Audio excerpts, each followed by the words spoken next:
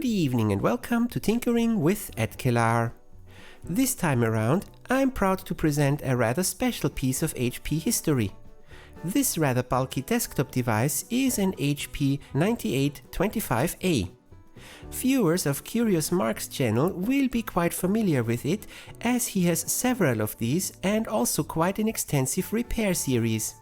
I have to say, his videos and document collection was very helpful to revive this unit here. Many thanks.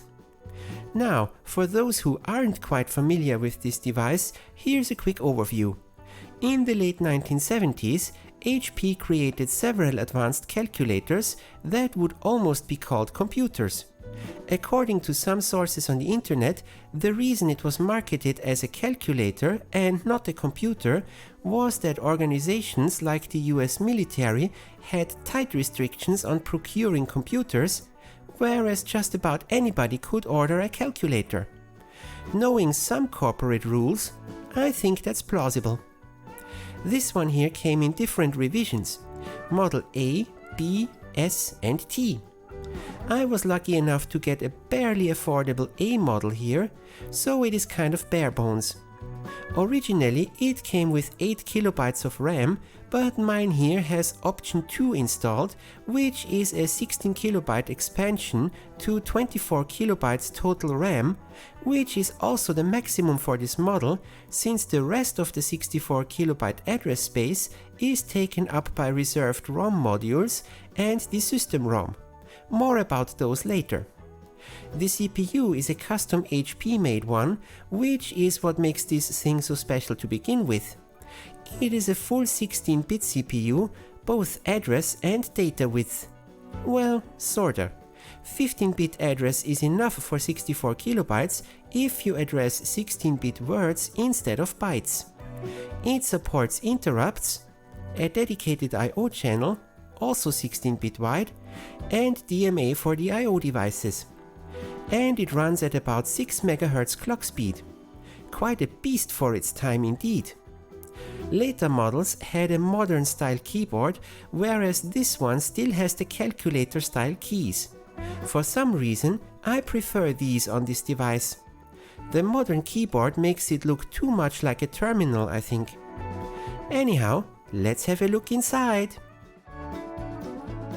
It is also quite a heavy piece of equipment, but the weight does serve a purpose in this case. The keyboard is designed to be positioned hanging over the desk, with only the rear half supported. There are not even feet in the front section at all. I'm not sure if there was an official badge on top or if there was something like an inventory number there. The two holes in the case are remnants of something at least. Maintenance was a big factor in the design. The main case comes off with only 2 screws in the rear. The set of PCBs on top are the RAM modules. They are hinged for easy access and held together with snap pins for harder access. Anyhow, the upper one is the 8K, the one underneath is the 16K module. These are early DRAM chips.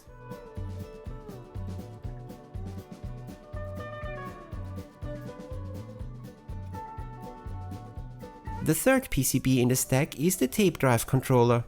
It is slightly larger and the keyboard needs to come off to get to it.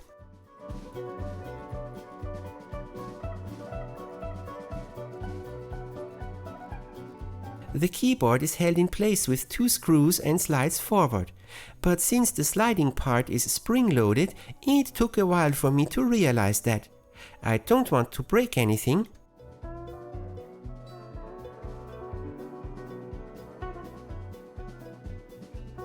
Oh darn, one of the PCB hinges is busted.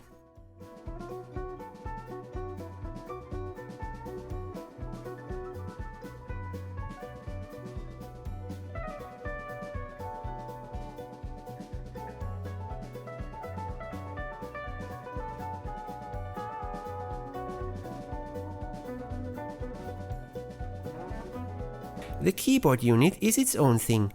I'll set it aside for now. Again, more of these pesky PCB clips. I tried to find a suitable socket for the put a sleeve over it and pull trick, but none were the right size for it to work. Maybe I'll make a tool eventually. The slide-in box on the side contains the system ROM, kinda the OS of this thing. It connects to the Backplane PCB that distributes the memory bus to the system ROM and the 4 expansion ROM slots.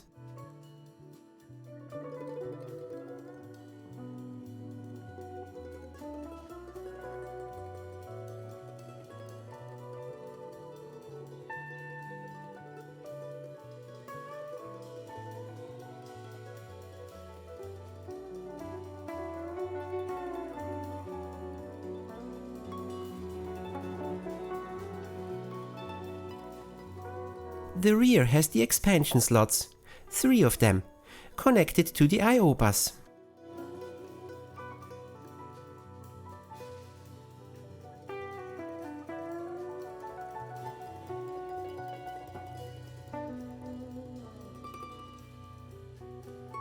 Finally, the main PCB comes out. Note that little black wire that was connected to the ROM backplane. It was supposed to be connected to a grounding point on the main PCB, but was tucked under that. I think someone was here before.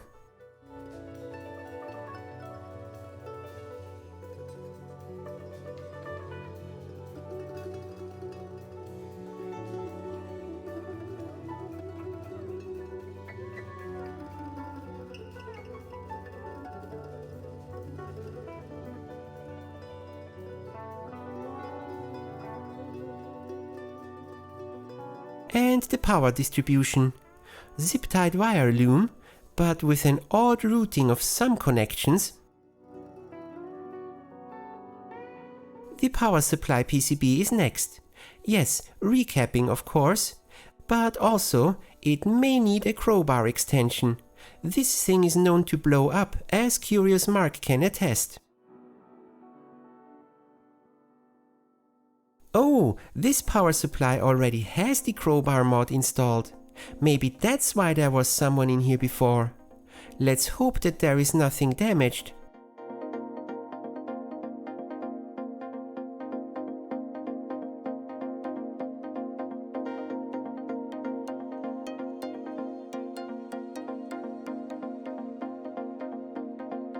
Note, while this device certainly is not a smoker unit, it does have an odor problem. Think damp cellar for reference. PU.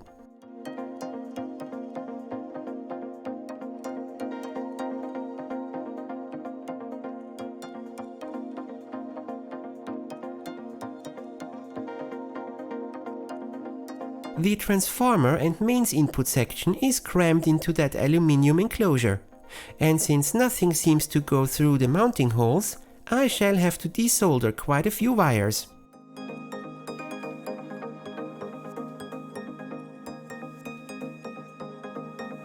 And hidden in that weird protrusion in the rear, a lines filter module, possibly with an embedded reefer.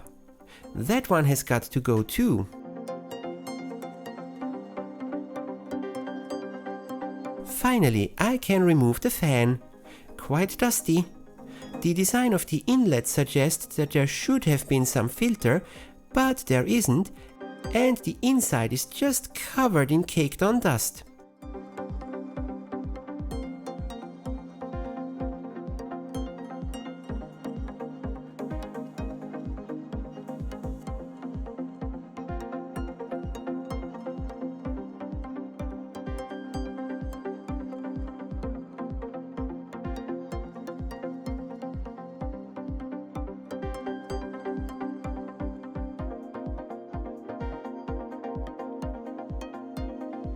Now that all the inner components are removed, you can clearly see why this thing is so heavy. The whole case is cast aluminium. Only some trim pieces are plastic.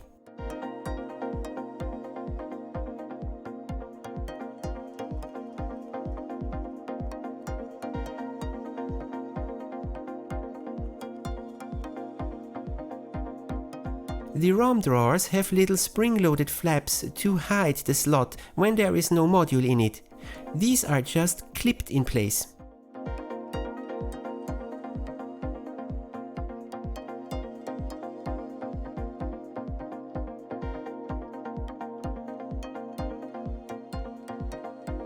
Now to the keyboard. The PCB is first. It is known as the KDP unit, with the KDP chip proud in the middle of it. KDP stands for Keyboard, Display and Printer. The tape drive is also mounted here, but controlled from the rear.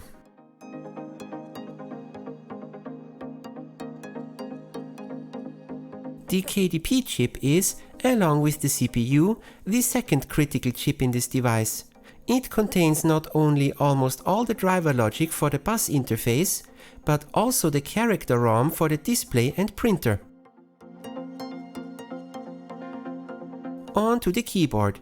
It is held in with a few screws and pops out easy enough.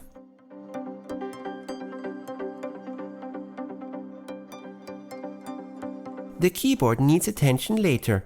At least one of the keys doesn't click, so something must be jammed on the inside. The tape drive is a bit of origami. The PCB is blocking access to the mounting screw.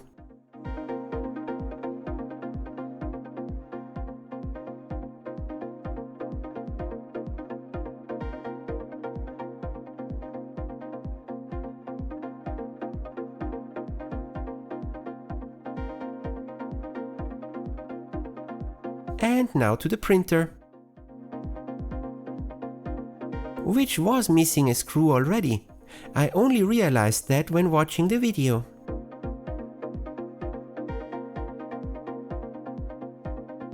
And the display. This is an absolutely lovely red LED display bar, 32 characters wide. Almost unobtainium display modules. Let's hope they work. The front bezel is clipped in. It takes a bit of force, but it does pop out.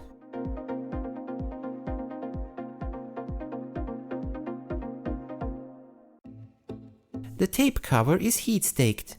I'll leave that on. It should be easy enough to clean around it. The printer paper tray is slightly discolored. It sits almost snug against the power supply heatsink.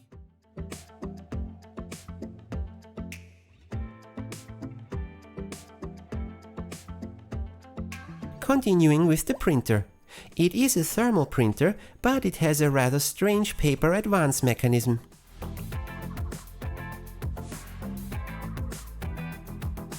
First off, the paper out sensor is a combination of an LED and a light sensor.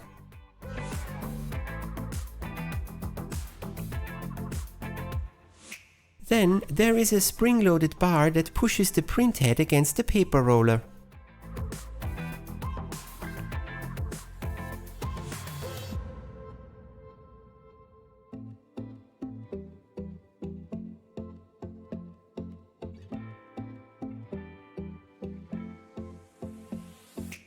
And here's the beginning of a massive headache.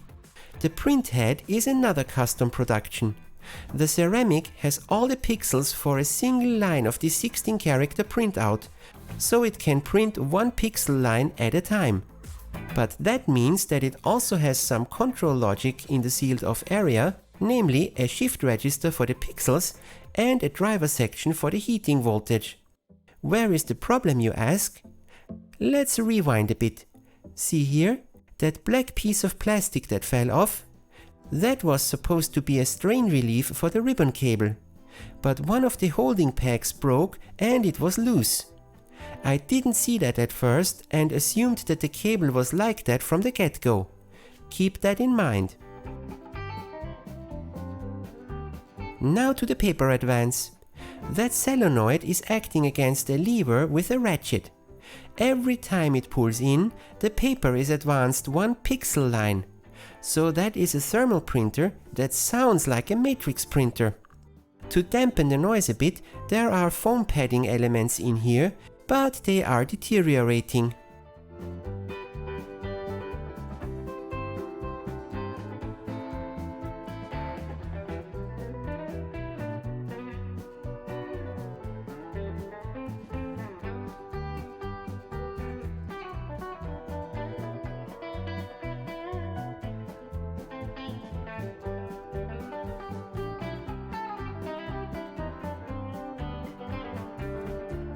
Now to the tape drive. Again, taking things apart for a good scrub. I really want to get that damp smell out of here.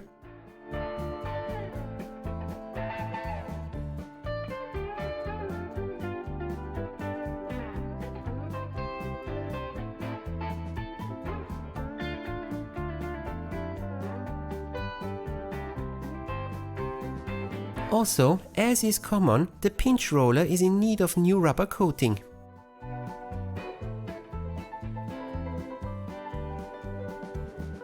I am removing as many parts as possible, at least without desoldering anything.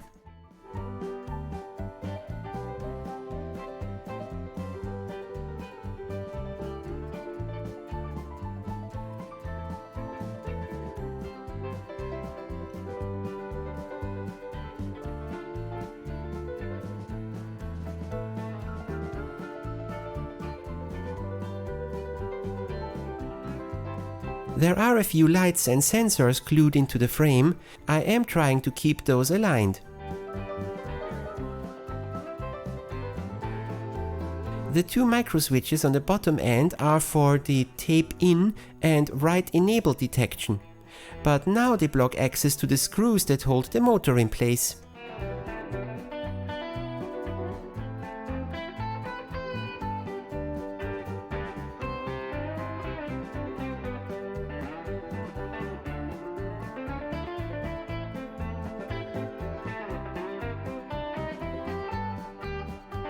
And after removing the head, I can finally get the motor out.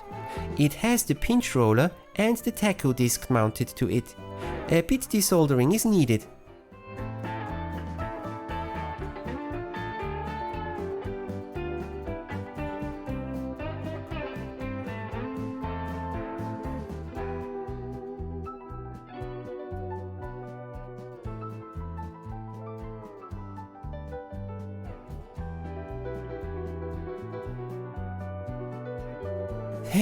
The grab screws marred up the axle, so the pinch roller is stuck. I need some serious force to remove that.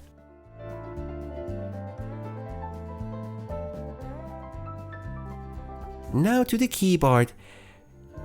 Somebody overdid it a bit with screws. 1, 2, 3...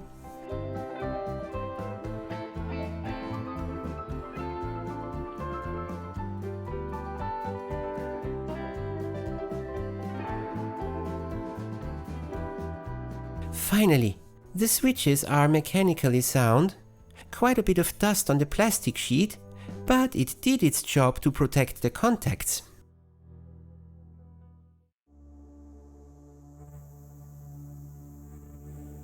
The keycaps are hinged on one side and just fall out when flipped over.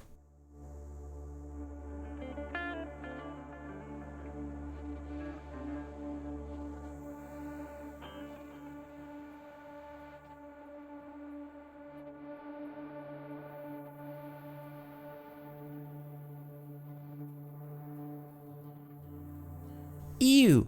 There was quite a bit of dust in with the keys. And cleaning the keyboard PCB. The amount of gunk that fell out is amazing.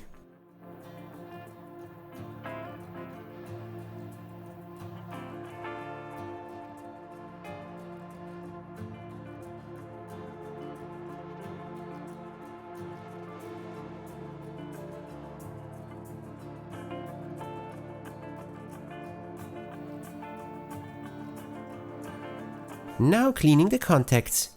A piece of paper does a pretty good job.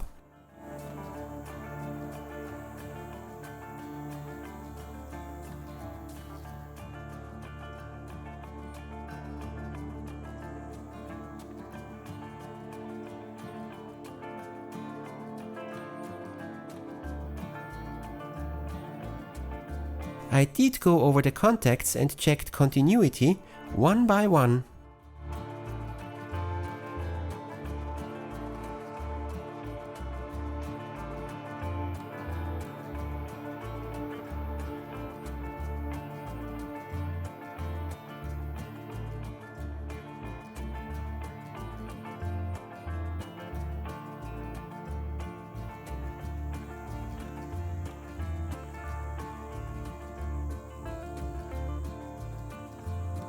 Now to the system ROM.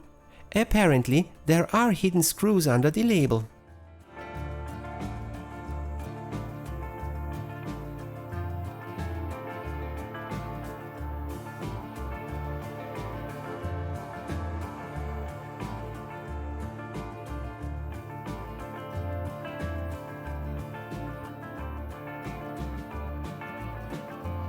I want to give the cover a good clean, so out with the PCB. 6 ROM chips and some glue logic for the bus integration is all that's in here.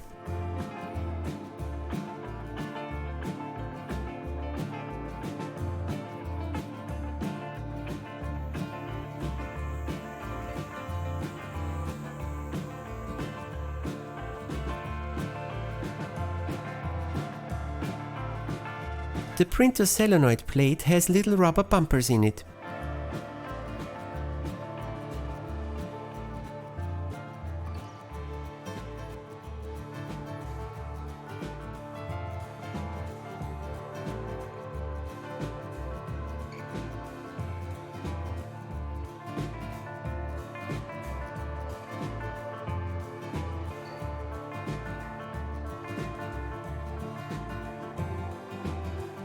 Deteriorating foam.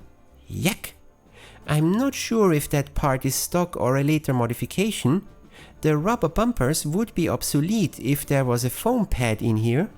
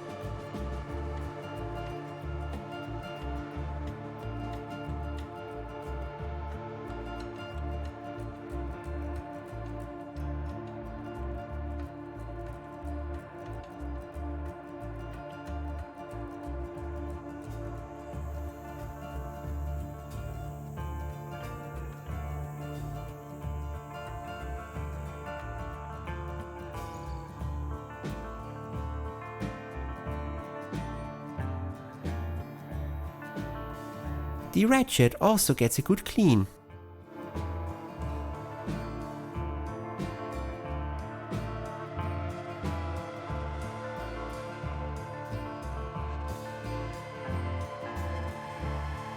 Now to the display.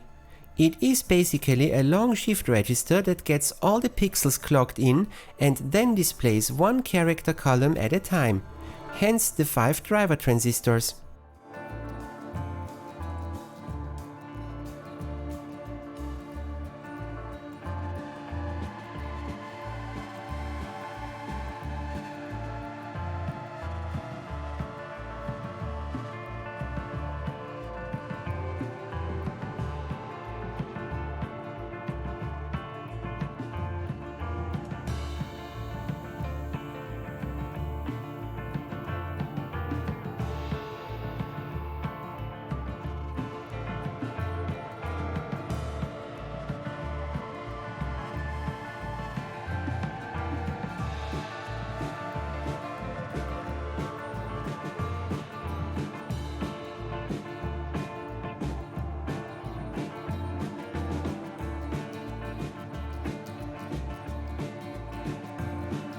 Cleaning and a drop of new thermal paste.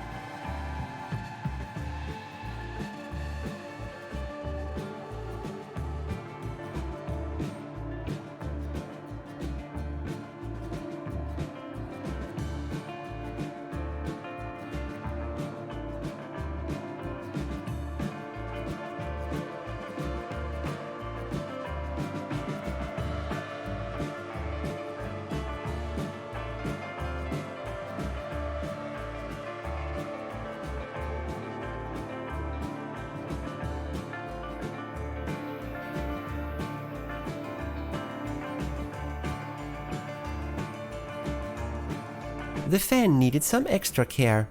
Not only was it the worst off for dust, but also some fins gathered a bit of rust.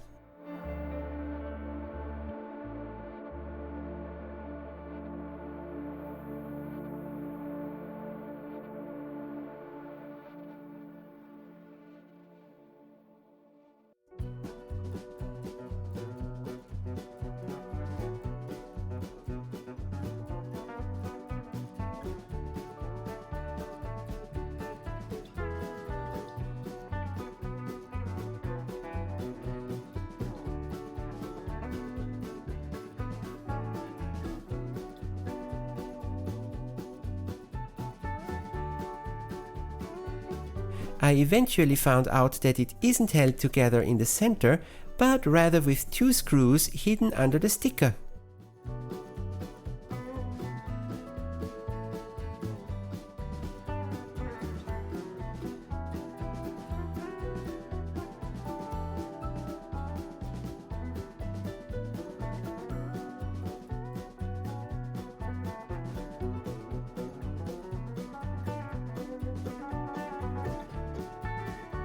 With the motor finally removed, the axle comes out with no fuss, just a tiny circlip.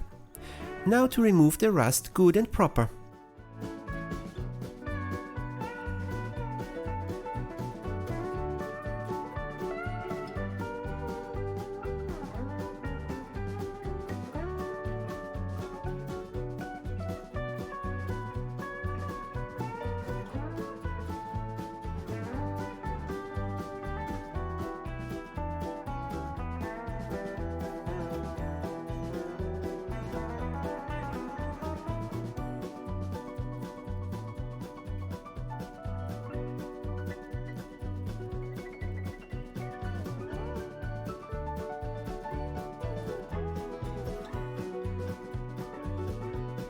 And after a quick paint job and a drop of oil, putting it back together.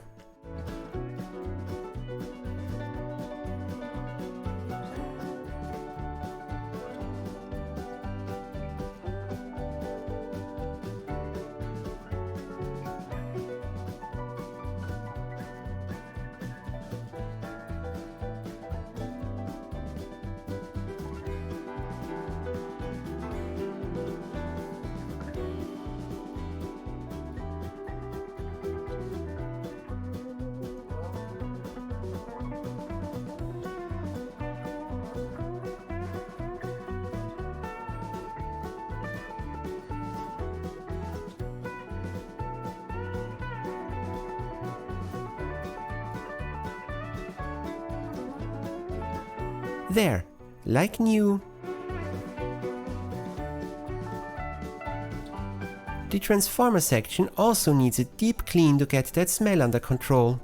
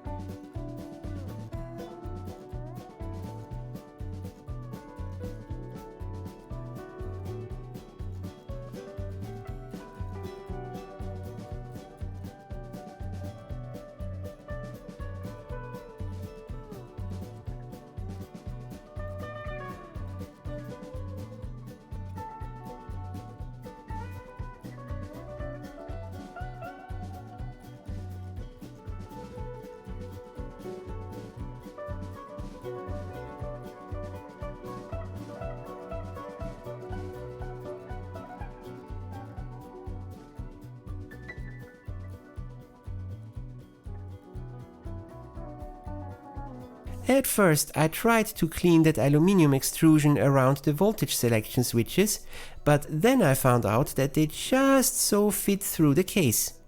That only left the fuse holder to desolder.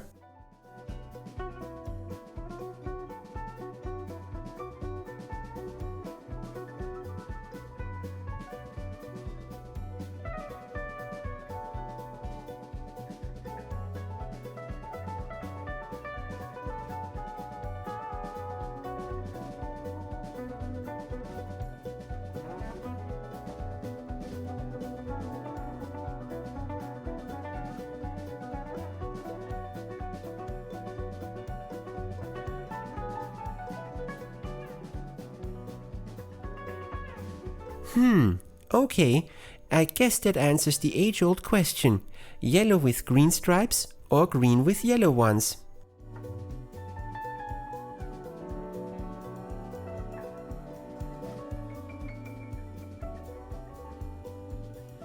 The main switch comes apart easy enough.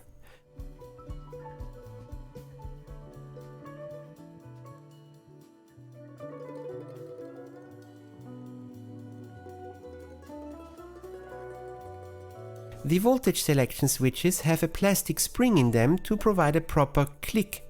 One of those had snapped, so the switch didn't work all that well anymore. I tried gluing it at first.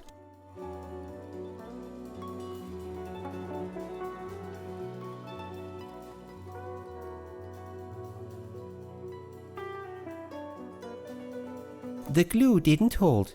I had to resort to bending a bit of spring rod to remake the broken one. My first attempt here turned out to be too thick though. One literally could not move the switch anymore.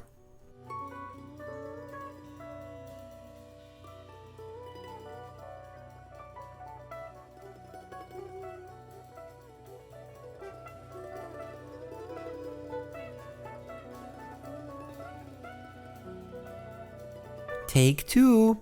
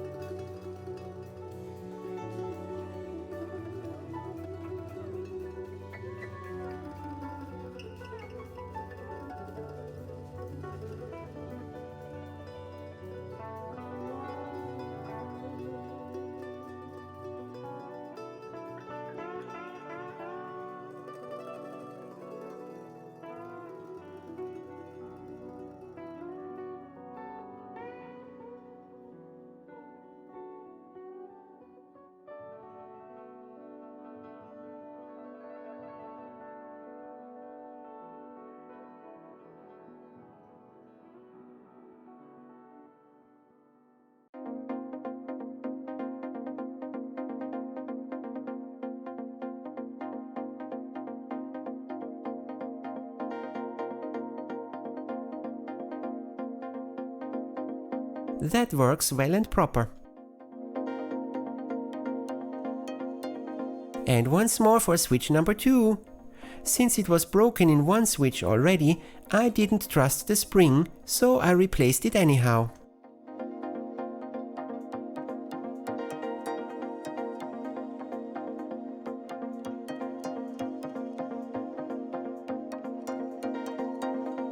The case has a few scuff marks in it. I was tempted to repaint it, but it is not that bad, and so I'll keep it for now.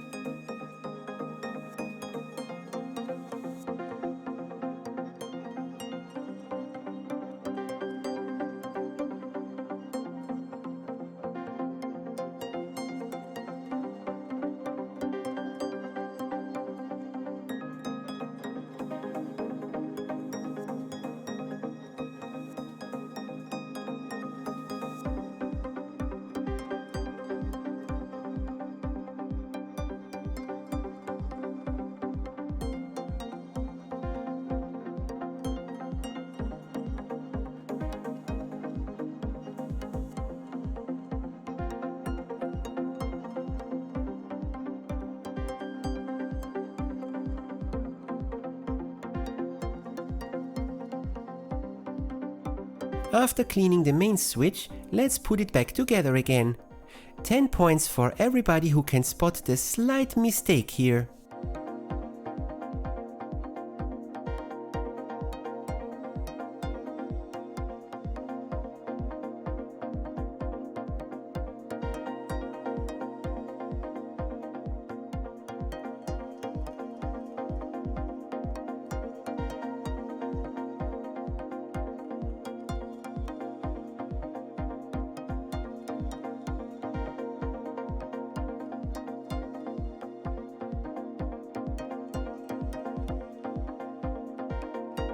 Yes, it no fit through hole. Damn! Now I have to desolder it anyhow. I wanted to avoid that, but taking it apart a second time is asking for trouble. These bent over metal tabs can only bend so many times before they snap. And I finally desoldered the first wire, to realize it was utterly pointless. Ah! That switch is fighting me!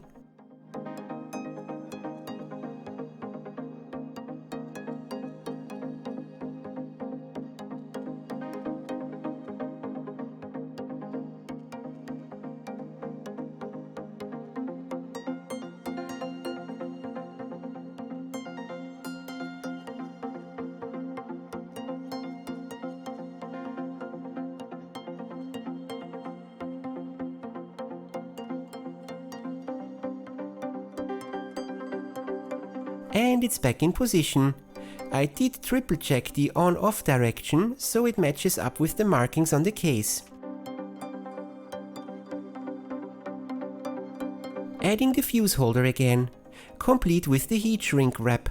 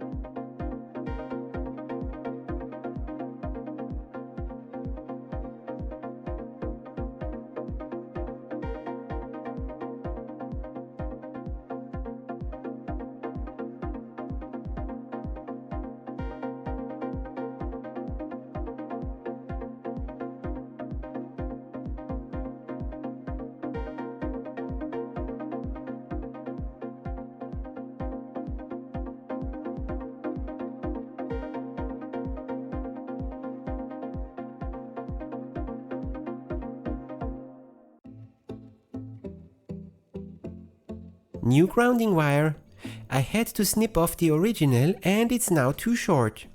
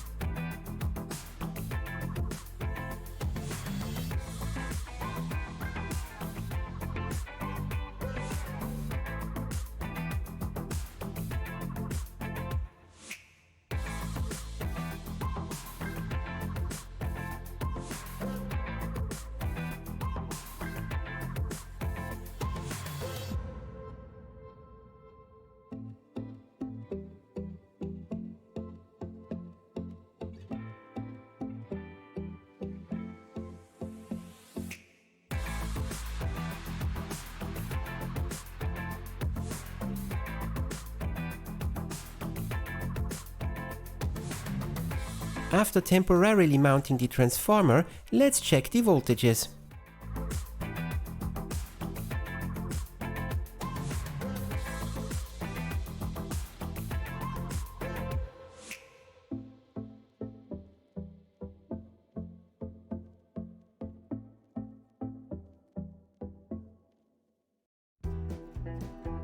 And the fan, while we're ready.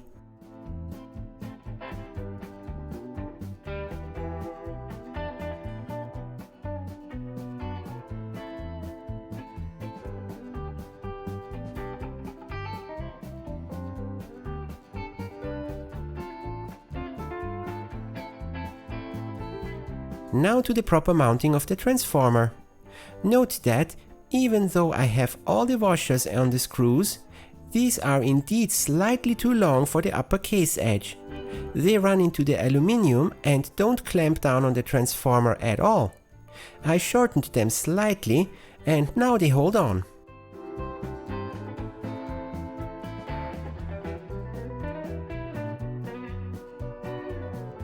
And that's it for part 1. The project did take quite a few unexpected turns, so there will be a part 2 soon. See you then!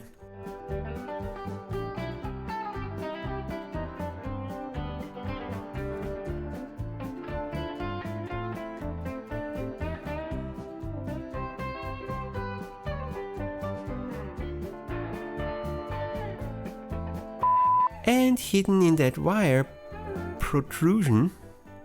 Weird protrusion, bah!